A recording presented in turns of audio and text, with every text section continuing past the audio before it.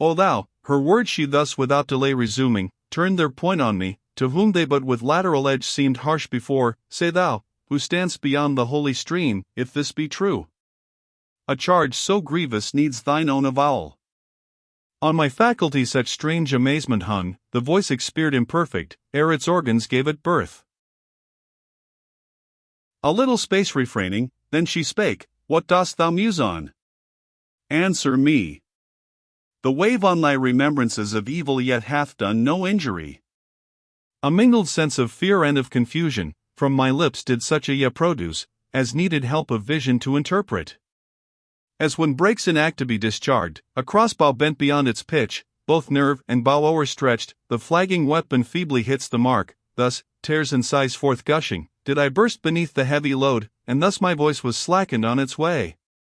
She straight began, when my desire invited thee to love the good, which sets a bound to our aspirings, what bar of thwarting fosse or linked chain did meet thee, that thou so shouldst quit the hope of further progress, or what bait of ease or promise of allurement led thee on elsewhere, that thou elsewhere shouldst rather wait? A bitter sigh I drew, then scarce found voice to answer, hardly to these sounds my lips gave utterance, wailing, thy fair looks withdrawn, things present, with deceitful pleasures, turned my steps aside. She answering spake, Hadst thou been silent, or denied what thou avowest, thou hadst not hid thy sin the more, such I observes it. But whene'er the sinner's cheek breaks forth into the precious streaming tears of self-accusing, in our court the wheel of justice doth run counter to the edge. Howe'er that thou mayst profit by thy shame for errors past, and that henceforth more strength may arm thee, when thou hear'st the siren voice, lay thou aside the motive to this grief, and lend attentive ear, while I unfold how opposite a way my buried flesh should have impelled thee. Never didst thou spy in art or nature aught so passing sweet, as were the limbs, that in their beauteous frame enclosed me, and are scattered now in dust. If sweetest thing thus failed thee with my death, what, afterward, of mortal should thy wish have tempted? When thou first hadst felt the dart of perishable things, in my departing for better realms, thy wing thou shouldst have pruned to follow me, and never stooped again to bite a second blow for a slight girl, or other god is transient and is vain. The new and inexperienced bird awaits, twice it may be, or thrice, the fowler's aim, but in the sight of one, whose plumes are full, in vain the net is spread, the arrow winged. I stood, as children silent and ashamed stand, listening, with their eyes upon the earth, acknowledging their fault and self-condemned. And she reasoned, if, but to hear thus pains thee, raise thou thy beard, and lo! What sight shall do? With less reluctance yields a sturdy home, rent from its fibers by a blast, that blows from off the pole, or from Iarba's land, than I at her behest my visage riced, and thus the face denoting by the beard, I marked the secret sting her words conveyed. No sooner lifted I mine aspect up, than downward sunk that vision I beheld of goodly creatures vanish, and mine eyes yet unassured and wavering, bent their light on Beatrice. Towards the animal, who joins two natures in one form, she turned, and, even under shadow of her veil, and parted by the verdant rill, that flowed between, in loveliness appeared as much her former self surpassing, as on earth all others she surpassed.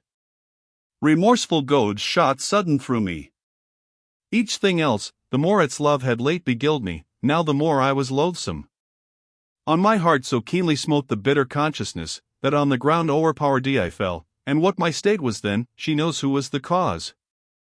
When now my strength flowed back, returning outward from the heart, the lady, whom alone I first had seen, I found above me. Loose me not, she cried, loose not thy hold, and lo! Had dragged me highest to my neck into the stream, while she, still as she drew me after, swept along, swift as a shuttle, bounding o'er the wave. The blessed shore approaching then was heard so sweetly, to asperges me, that I may not remember, much less tell the sound. The beauteous dame, her arms expanding, clasped my temples, and immersed me, where 'twas fit the wave should drench me, and thence raising up, within the fourfold dance of lovely nymphs presented me so laved, and with their arm they each did cover me. Here are we nymphs, and in the heaven are stars. Or ever earth was visited of Beatrice, we appointed for her handmaids, tended on her. We to her eyes will lead thee, but the light of gladness that is in them, well to scan, those yonder three, of deeper ken than ours, thy sight shall quicken. Thus began their song, and then they led me to the griffin's breast, while, turned toward us, Beatrice stood. Spare not thy vision. We have stationed thee before the emeralds, whence love erewhile hath drawn his weapons on thee. As they spake, 1,000 fervent wishes riveted mine eyes upon her beaming eyes, that stood still fixed toward the griffin motionless. As the sun strikes a mirror, even thus within those orbs the twofold being shone, forever varying, in one figure now reflected, now another. Reader! Muse how wondrous in my sight it seemed to mark a thing, albeit steadfast in itself, yet in its image semblance mutable. Full of amaze, and joyous, while my soul fed on the viand, whereof still desire grows with satiety, the other three with gesture, that declared a loftier line, it vanked, to their own carol on they came dancing in festive ring angelical. Turn, Beatrice, was their song, O turn thy saintly sight on this thy faithful one, who to behold thee many a wearisome pace hath measured. Gracious at our prayer vouchsafe unveil to him thy cheeks, that he may mark thy second beauty, now concealed. O splendor! O sacred light eternal! Who is he so pale with musing and Pyrean shades, or with that fount so lavishly imbued, whose spirit should not fail him in thsa to represent thee such as thou didst seem, when under cope of the still chiming heaven thou gav'st to open ere thy charms revealed?